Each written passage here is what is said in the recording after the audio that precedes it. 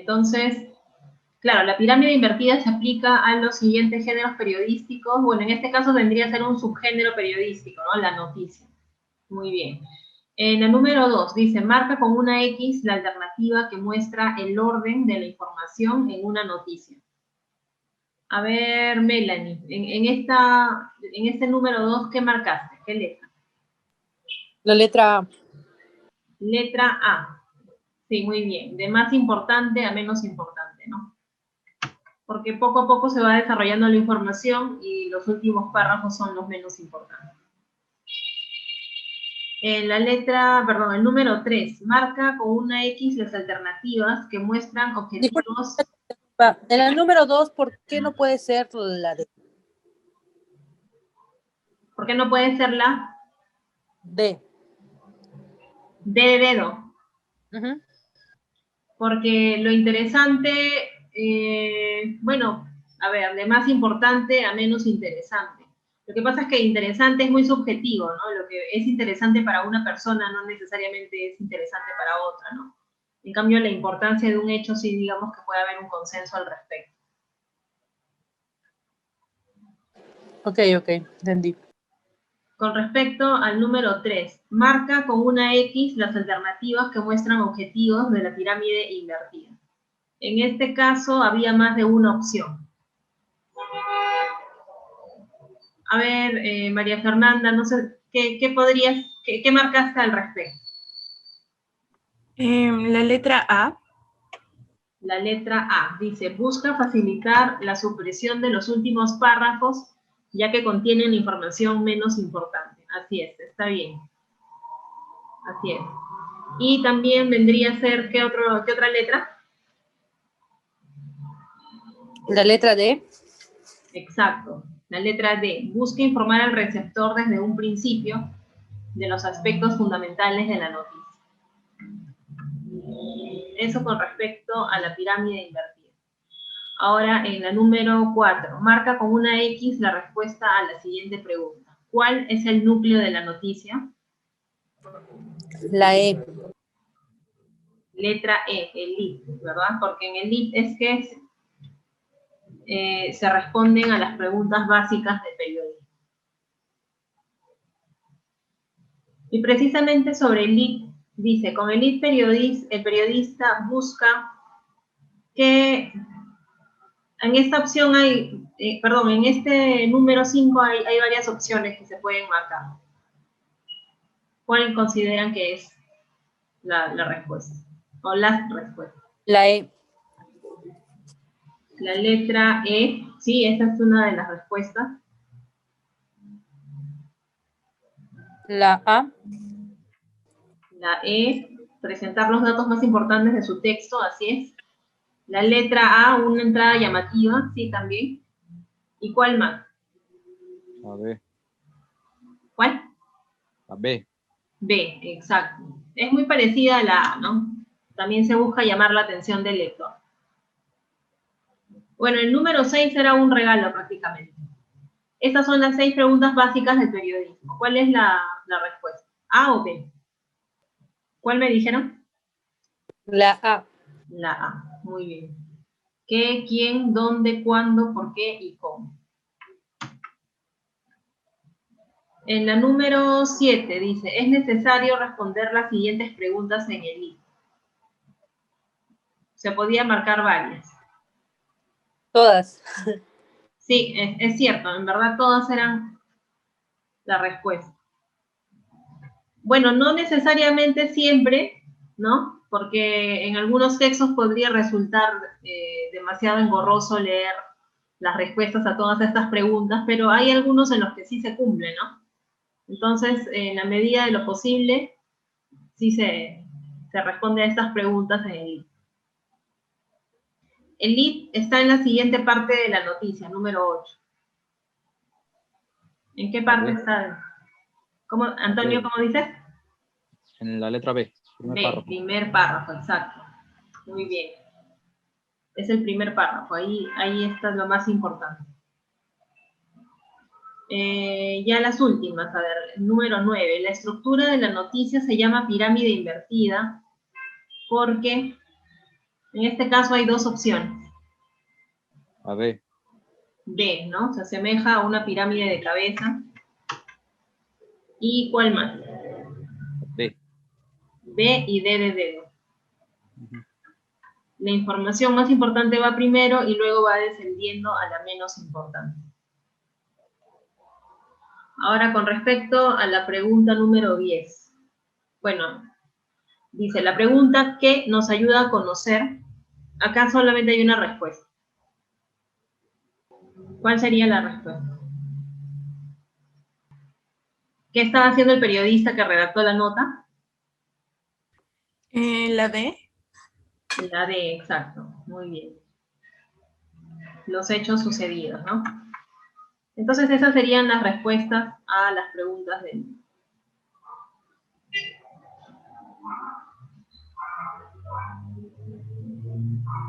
Ya, entonces ahora vamos a las diapositivas del tema de hoy. Hoy día vamos a ver lo relacionado a las técnicas de la redacción periodística.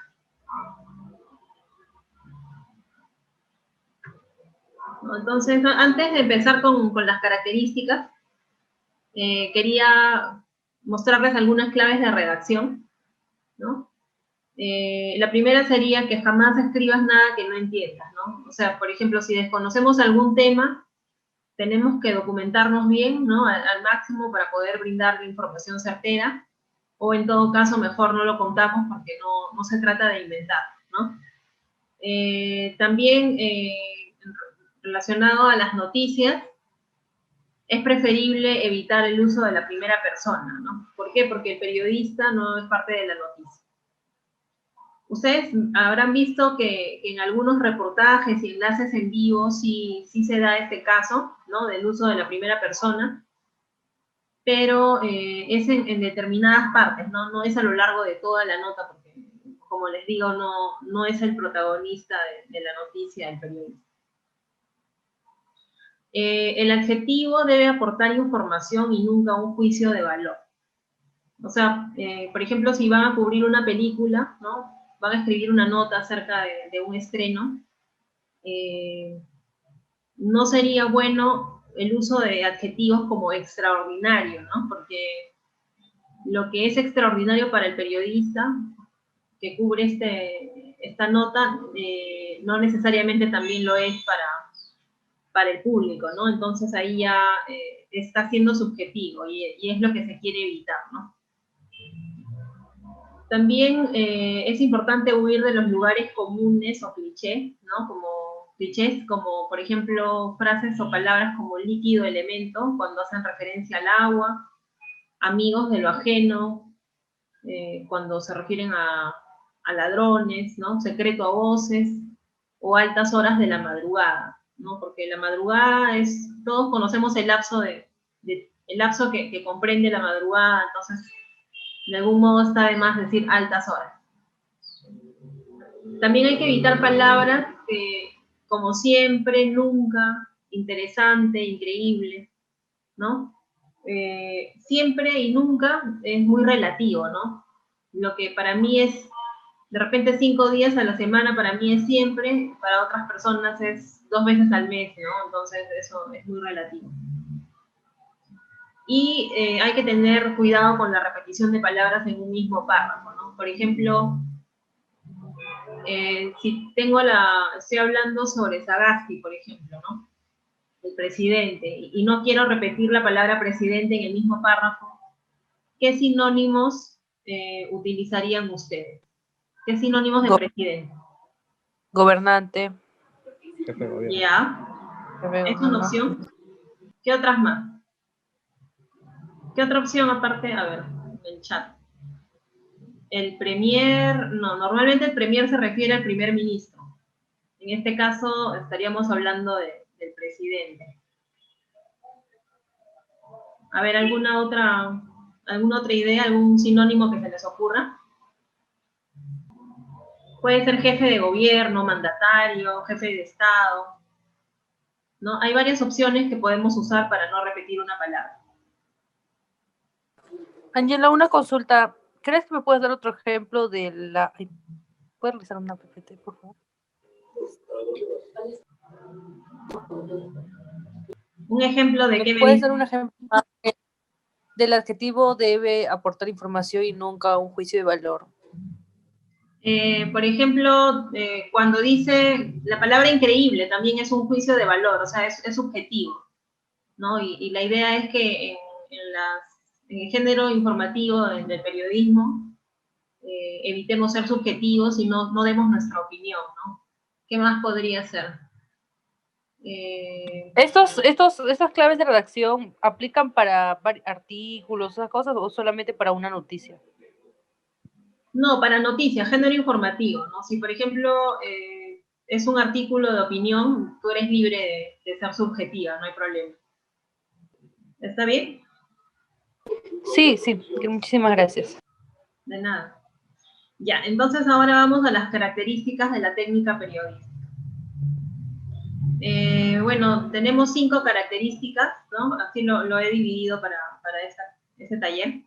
Por un lado, la claridad, la concisión, la precisión, la brevedad y el uso de verbos de acción.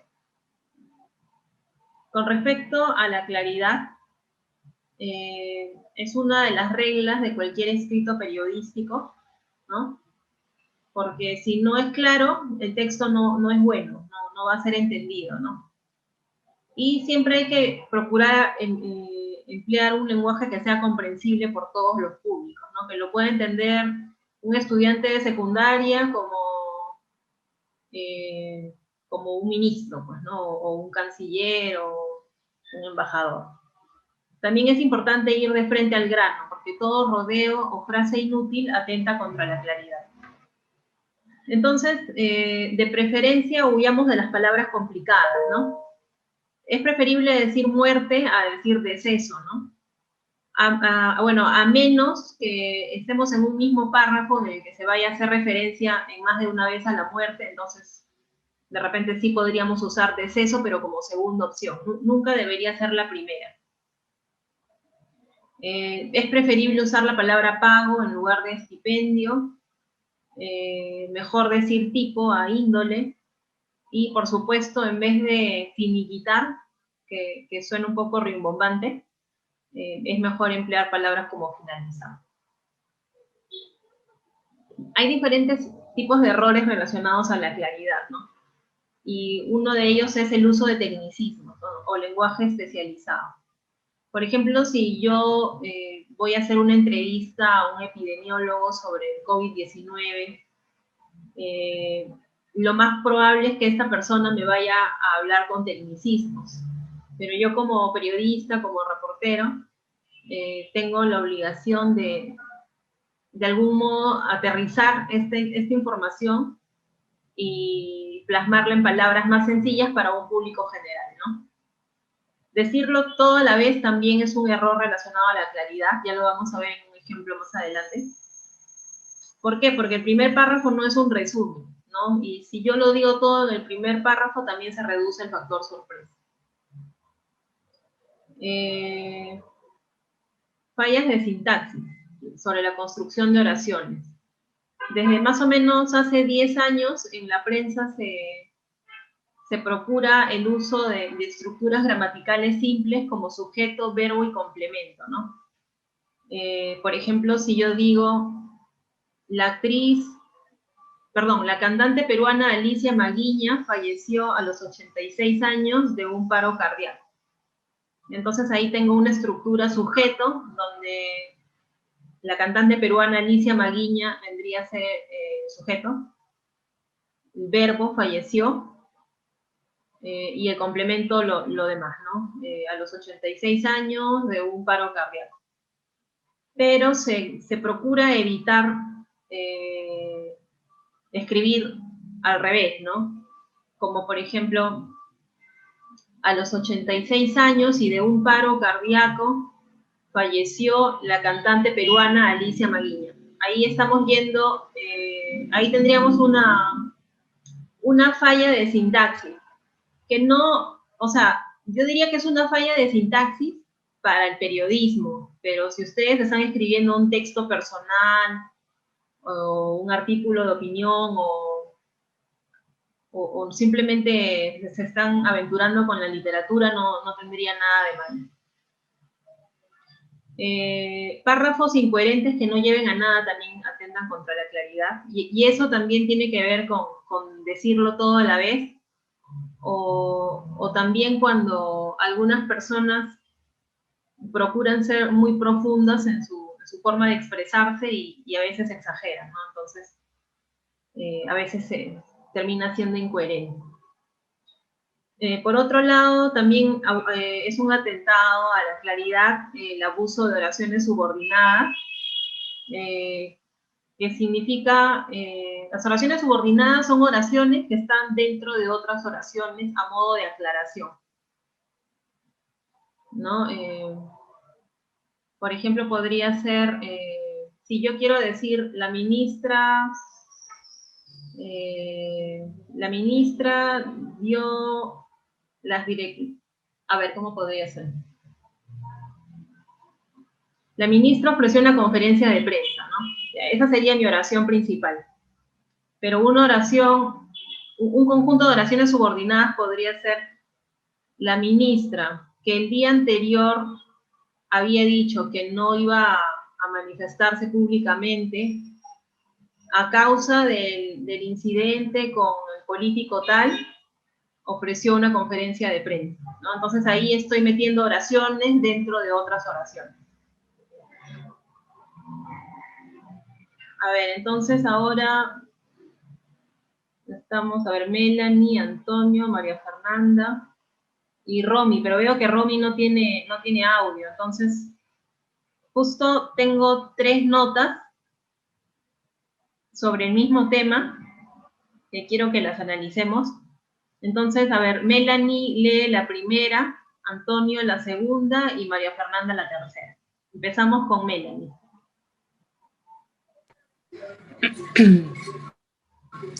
Cristiano Ronaldo y el lujoso regalo a su mamá por el Día de la Madre. Cada vez que Cristiano Ronaldo habla de su madre, no tiene límites, y eso se volvió a plasmar al celebrar el Día de la Madre en Portugal, fecha en el que el astro del fútbol mundial le dedicó frases emotivas y le dio un lujoso regalo de forma de un auto GLC Coupé de Mercedes-Benz valorizado en 100.000 euros. Feliz Día de la Madre para mis 2 mujeres especiales, escribió el delantero de la Juventus en redes sociales. El luso añadió una primera imagen en compañía de su progenitora, Dolores Aveiro, y la segunda con su actual pareja, Georgina Rodríguez. Cristiano Ronaldo se encuentra en Portugal desde el inicio de la cuarentena. El futbolista llegó a su tierra natal para estar cerca de Dolores Aveiro, quien había tenido problemas con su salud que le dejaron internada, pero por suerte se recuperó. Muy bien, gracias. Entonces, aquí estamos ante un típico ejemplo de pirámide invertida, ¿no? Se empieza hablando de lo más importante o lo más relevante, ¿no? Y ya se termina con detalles menores acerca de la salud de la madre de Ronaldo. Pero quiero que nos fijemos en el lead, ¿no? Ese primer párrafo. ¿Cuántas líneas tiene ese párrafo? 4 líneas. 4. Son cuatro líneas de un párrafo extremadamente largo y que, definitivamente está atentando contra la claridad, ¿no? Porque está dando muchos datos que podrían podría estar toda esa información dividida al menos en 2 oraciones, ¿no? Y además está dando mucha información también.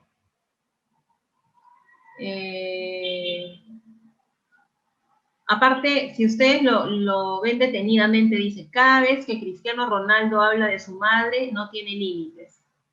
Ya, hasta ahí tenemos una oración. Pero ¿cómo se refiere esta forma de hablar sin límites de Ronaldo acerca de su madre?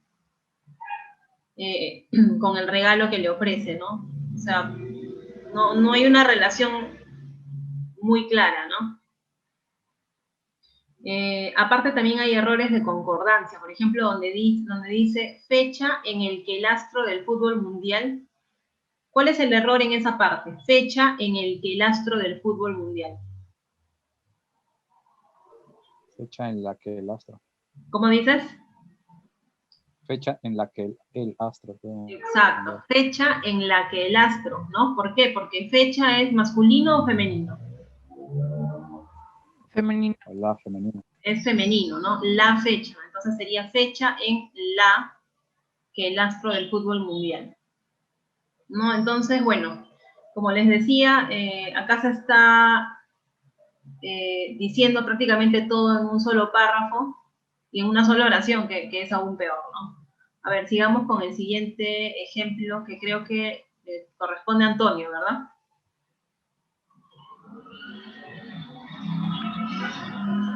A ver, sí, dice, el ostentoso regalo valuado en 100.000 euros que le dio Cristiano Ronaldo a su madre en su día. Cada 3 de mayo se celebra el Día de la Madre en Portugal y Cristiano Ronaldo no tuvo mejor idea que sorprender a la suya con un ostentoso regalo que está valuado en más de 100.000 euros. La estrella de la Juventus le obsequió a Dolores Aveiro un impactante Mercedes-Benz que fue decorado con un moño rojo gigante. Gracias a mis hijas por los regalos que he recibido. Feliz día para todas las madres, escribió ella conmovida por el gesto que tuvo el ex delantero de la Real Madrid junto a sus hermanos Hugo, Elma y Katia. El aislamiento social debido a la propagación del coronavirus y el accidente cerebrovascular que sufrió al inicio del año que la mantuvo 20 días internada en su país fueron algunos aspectos que mantuvieron a la familia de Cristiano envuelta entre el dolor y la preocupación. Por ello, la leyenda lusitana quiso celebrar el Día de la Madre con un obsequio que conmovió a su mamá. Muy bien, gracias. Entonces aquí, si nos fijamos específicamente en el I, ¿no? En el primer párrafo, vamos a ver que es bueno, está compuesto por una sola oración, pero de todos modos es mucho más corta que la que vimos en la noticia anterior, ¿no? Y de algún modo es más clara, ¿por qué? Porque nos está contextualizando, ¿no? Dice, cada 3 de mayo se celebra el Día de la Madre en Portugal. Entonces, al respecto, Cristiano Ronaldo no tuvo mejor idea que sorprender a la suya, o sea, a su madre, ¿no? Aquí está, en vez de reemplazar, en vez de volver a escribir la palabra madre o mamá, se usa un pronombre, suya, con un ostentoso regalo que está valuado en más de 100.000 euros, ¿no? No nos dicen de qué se trata, sino hasta el segundo párrafo. Lo cual no está mal porque de algún modo está reservando el factor sorpresa para el segundo párrafo, ¿no? Entonces digamos que entre este ejemplo y el anterior, este es más claro, ¿no? Esta nota fue tomada de Canal N y esta del portal Infobay. Y por último, María Fernanda, ¿podrías leer esta nota? Sí. El regalo de Cristiano a Dolores Aveiro en el Día de la Madre, un coche de 100.000 euros. Su madre, que sufrió un ictus en marzo, ha posado junto a un espectacular Mercedes, dándole las gracias a sus hijos por todos los presentes. Cristiano Ronaldo y sus hermanos han querido obsequiar a su madre con varios regalos por el Día de la Madre, aunque entre todos ellos destaca un espectacular coche que Dolores Aveiro se ha encargado de mostrar a través de su perfil de Instagram. Gracias a mis hijos por los regalos que hoy he recibido. Feliz día para todas las madres. Escribía para acompañar una fotografía en la que aparece sosteniendo un inmenso ramo de flores junto a su nuevo vehículo engalanado con un lazo rojo. El precio de esta joya, el modelo GLC Coupé de Mercedes, con las diferentes personalizaciones y extras, se acerca a los 100.000 euros. Y es que no es un día cualquiera para la familia Beiro, sino que es el primer día de la madre que festejan tras el ictus que sufrió el pasado 3 de marzo. Después de unos días de miedo e incertidumbre, Dolores pudo reponerse y abandonar el hospital sin consecuencias aparentes. Todo ha quedado en un susto. Soy consciente de lo que me ha pasado y sé que soy afortunada, expresó poco después. Muy bien, gracias. Entonces, acá tenemos un tercer ejemplo de redacción acerca del mismo tema, ¿no? Si nos fijamos en el título, me parece que ese es el más acertado de los tres, ¿no? Por la forma en la que está redactado. Dice, el regalo de Cristiano a Dolores Aveiro en el Día de la Madre, 2 puntos. Un coche de 100.000 euros. Entonces, me parece que de los tres el titular es el más acertado, ¿no?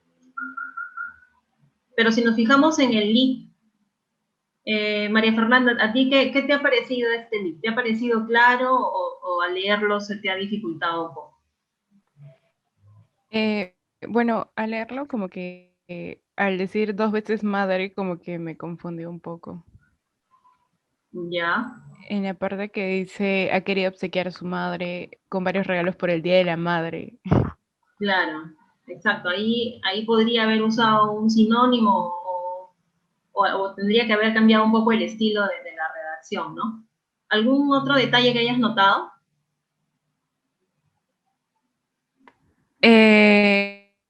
Bueno, fue un poco largo, me parece, el primer párrafo. Claro, el párrafo está dividido en dos oraciones, pero de todos modos son oraciones largas, ¿no? Entonces, esto podría verse, Claro. tendría que rectificarse en todo caso. Pero digamos que de los tres, yo diría que el que está el menos claro por enrevesado es el primero. No sé si ustedes coinciden conmigo. Y bueno, definitivamente el segundo es el más claro. Al menos empezando por, si nos fijamos específicamente en el I, ¿no? Entonces tenemos eso en cuanto a claridad. Si vamos a lo que es concisión, ¿no? La concisión es otra característica de la técnica periodística de redacción, ¿no? La concisión otorga fluidez y eficacia al mensaje, ¿no? También está relacionado con el hecho de evitar palabras inútiles, ¿no? Aunque algunas personas, porque bueno, justamente algunas personas creen que más palabras equivalen a más profundidad de pensamientos, ¿no? Bueno, en algunos casos sí me ha tocado algunos alumnos que se han excedido con las palabras al usar en un párrafo, entonces termina siendo demasiado enrevesado. Y bueno, un poco confuso también, ¿no? La concisión está relacionada también a evitar el floro, la vaguedad, la retórica, ¿no? Las palabras que alargan la oración. Entonces, vamos a fijarnos en las redundancias, que es un tipo de error de concisión, ¿no? Por ejemplo, resultado final, ¿no? Es redundante, salió afuera también, destrucción completa, o sea, no podemos hablar de...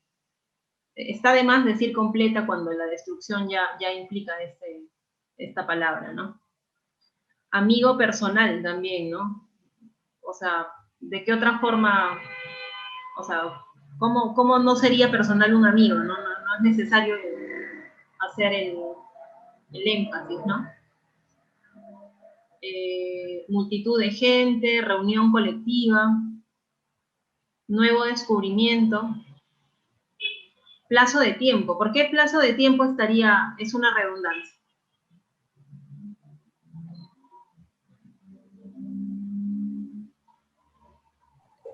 Porque plazo se refiere a un tiempo debido. Claro, la palabra plazo ya implica tiempo, entonces está de más, ¿no? Totalmente rodeados, pequeño de tamaño, hábito personal también, ¿no? El hábito está relacionado a las personas. Y bueno, multas económicas, ¿por qué también sería redundante? Bueno, es redundante porque toda multa implica dinero de por medio, ¿no? Entonces está de más. Bueno, y aquí seleccioné una imagen que encontré en Google hace algún tiempo.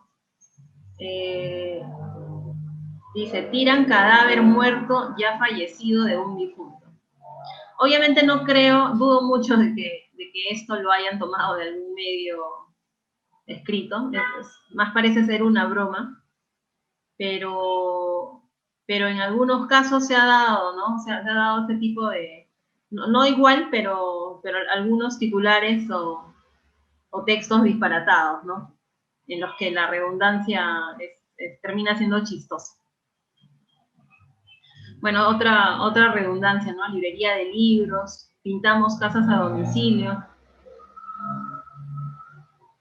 Otro error relacionado a la concisión es el uso de la palabra muy, ¿no?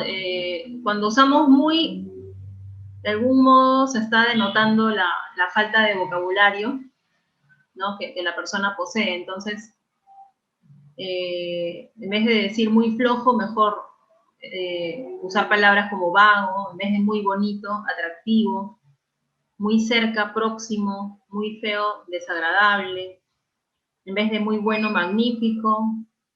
En lugar de decir muy inteligente, podríamos decir brillante, y en lugar de decir muy grande,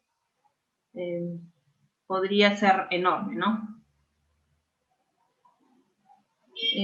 También la concisión está relacionada a las frases directas, ¿no? Por lo tanto, hay que evitar frases difusas o que tienen muchas palabras que se pueden obviar fácilmente, ¿no? En vez de decir el día de ayer, podríamos tranquilamente decir ayer.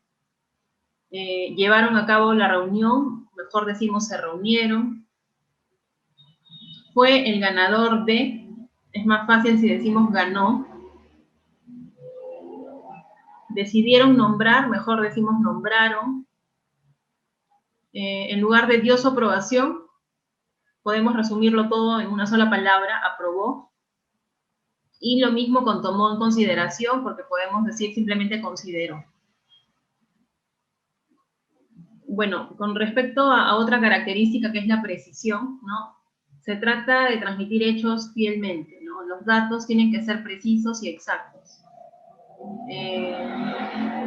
Por ejemplo, si hablamos de edad, cargo, profesión, ¿no? Y no solamente la precisión en cuanto a palabras, sino también a ideas, ¿no? Por eso hay que buscar verbos, adjetivos y sustantivos adecuados a lo que queremos decir. Ahora vamos a ver unos ejemplos en los que se ven imprecisiones, ¿no? El lenguaje debe ser preciso a fin de expresar solo lo que se pretende decir y no dar margen para interpretaciones erróneas. Por ejemplo, también hay expresiones vagas en materias de cantidad, ¿no? Si decimos varios, algunos, un grupo, no es lo mismo de decir varios muertos a decir 50 muertos producto de un choque de buses, ¿no?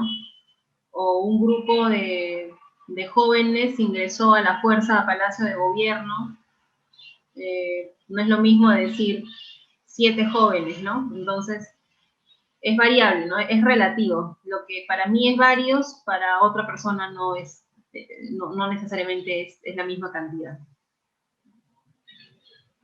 Entonces, justamente la pregunta ¿cuántos? Es una pregunta que también deberían agregarla ustedes cuando recolecten información de sus fuentes, ¿no? Aparte del qué, quién, dónde, todas las preguntas básicas del periodismo, también podrían agregar cuántos. Entonces, la precisión también está relacionado con lo general y lo específico, ¿no? En lugar de decir la ciudad tiene grandes atractivos, mejor uso el verbo ofrecer, ¿no? La ciudad ofrece grandes atractivos. ¿Por qué? Porque el verbo tener se puede usar para una infinidad de cosas, ¿no? Puede ser la ciudad tiene tantos habitantes, ¿no? Entonces, mejor uso un verbo que se ajuste más a lo que yo quiero transmitir. Por ejemplo, la palabra cosa también es muy general, ¿no? Porque si decimos nos contó una cosa, esto puede ser un chisme, un asunto, un problema, etc. Una anécdota, ¿no? El verbo haber también es un verbo muy general que en ciertos casos debería reemplazarse por otro más específico. Por ejemplo, en el local había un laboratorio, ¿no? Pero en el local también había una silla, había una mesa, un escritorio, un lapicero, una escoba, ¿no? Entonces, si yo quiero ser más específica, digo, en el local funcionaba un laboratorio. Un hombre alto, ¿no? No es lo mismo decir un hombre alto que un hombre de 1,90 m. ¿No? Por ejemplo, si digo que un hombre alto agredió a un chihuahua, la imagen cambia si yo digo que un hombre de 1,90 m agredió, pateó a un perro chihuahua, ¿no? Ahí es aún más, la figura es más atroz, ¿no? Y bueno, hablando de la imprecisión en las citas, esto hace sospechar de su origen y veracidad, ¿no? Por eso solamente digamos lo que sabemos, ¿no? Entonces, si decimos el presidente estaría acompañado, ese estaría es un verbo que no, en el cual no se está expresando ninguna certeza, ¿no? Entonces podría ser cambiada esta expresión por: fuentes de Palacio aseguran que el presidente está acompañado por, y ahí ya continúo,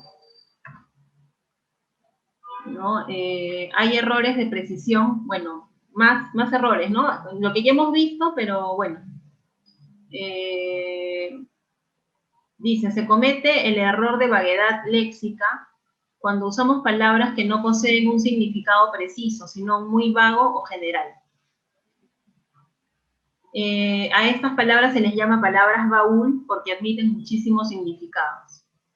Por ello, debemos usar palabras precisas, ¿no? Estas palabras baúl pueden ser palabras como cosa, algo, hacer, poner, ¿no? Tenemos cosa, algo, hacer y poner. Entonces, en lugar de usar la palabra cosa, ¿no? Yo podría decir, enseñar a los alumnos es una labor difícil, ¿no? Los juegos son actividades necesarias para los niños, y también podría decir sobre qué temas está hablando el profesor, ¿no? Ahí estoy siendo más específico. Igual con algo, ¿no? En vez de decir algo, podría decir, este hombre tiene rasgos de árabe, me dijo una noticia importante, tengo que comprarme una blusa para la fiesta. Con respecto a la palabra hacer, ¿no? También la usamos para todo.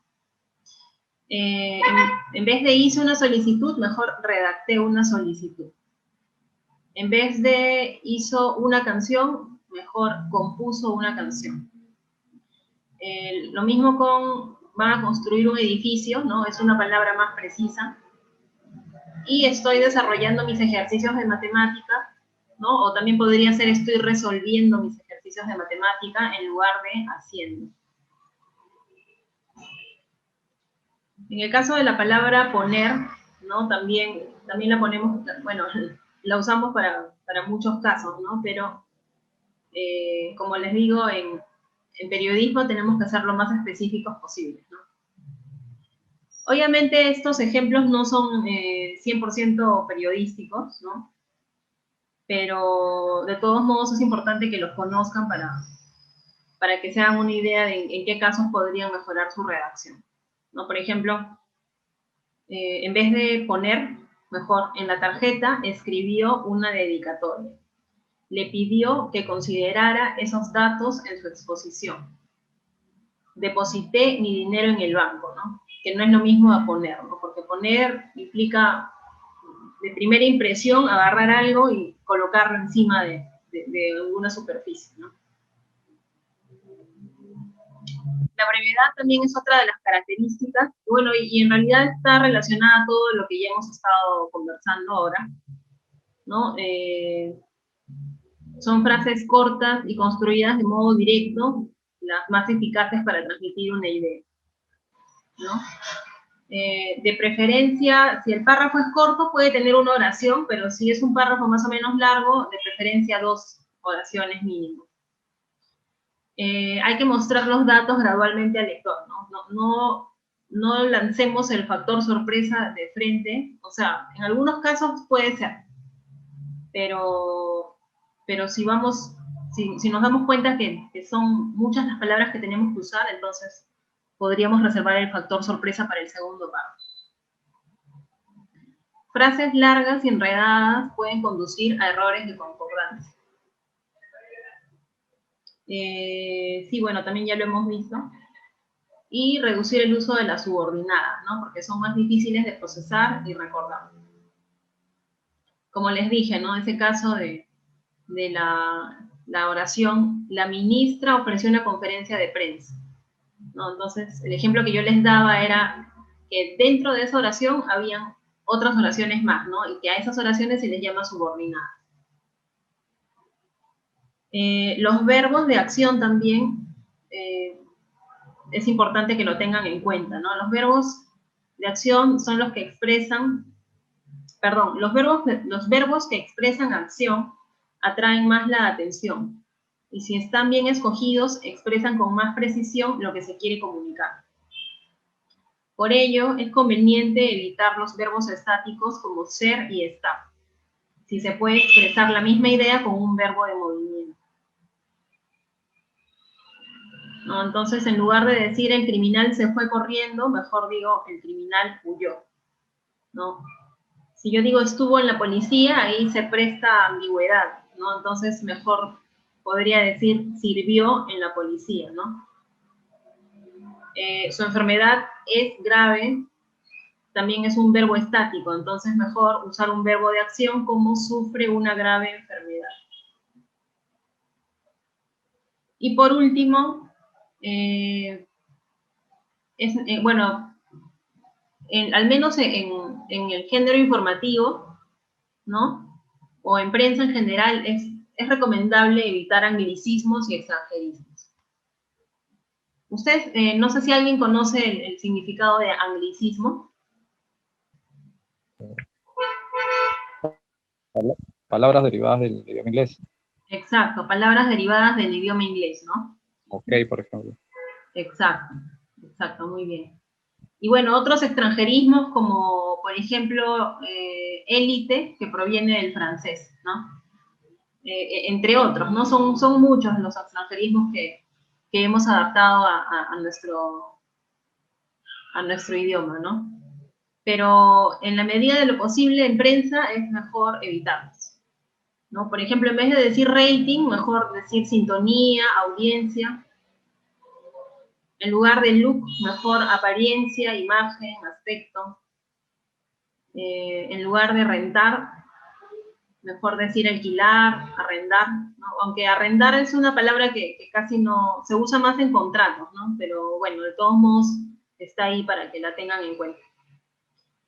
En lugar de parquear, ¿no? Que viene de parking, mejor estacionar. Hobby, en vez de hobby, pasatiempo, afición, en vez de fashion, moda.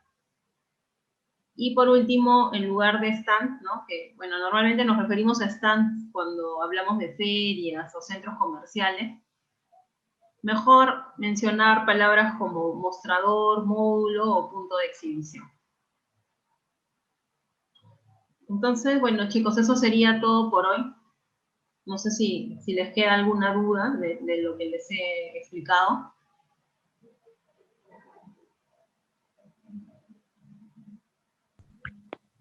Tengo una pregunta. Ahorita relacionado justo con el último punto, porque también suelo ver a veces comentarios en páginas, todo o sea, de que se busque evitar el uso de palabras en inglés. Pero hay algunas palabras o sea, que son muy difíciles, como por ejemplo, ahorita se me viene a la mente selfie o spoiler, ¿no? Que no se pueden, o no hay alguna palabra en español que contenga el mismo significado. En ese caso sí se da o es posible el uso de la palabra en inglés, ¿no? Sí, lo que pasa es que hay palabras, hay extranjerismos que ya hemos adaptado prácticamente al español, ¿no? Incluso la Real Academia de la Lengua, bueno, el Diccionario de la Lengua Española, si ustedes lo buscan en internet, ahí pueden ver que ya hay ciertas palabras que son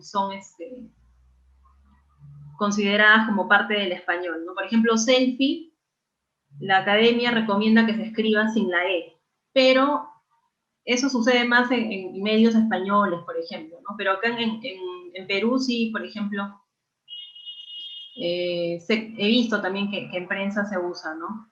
O, no sé, palabras como marketing, ¿no? También, o sea, nosotros no decimos mercadotecnia para nada, ¿no? El marketing es una palabra que ya está muy arraigada en nuestra lengua coloquial, ¿no? En el habla general de los peruanos.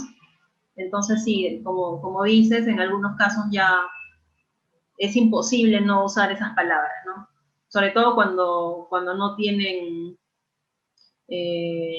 una traducción específica al español.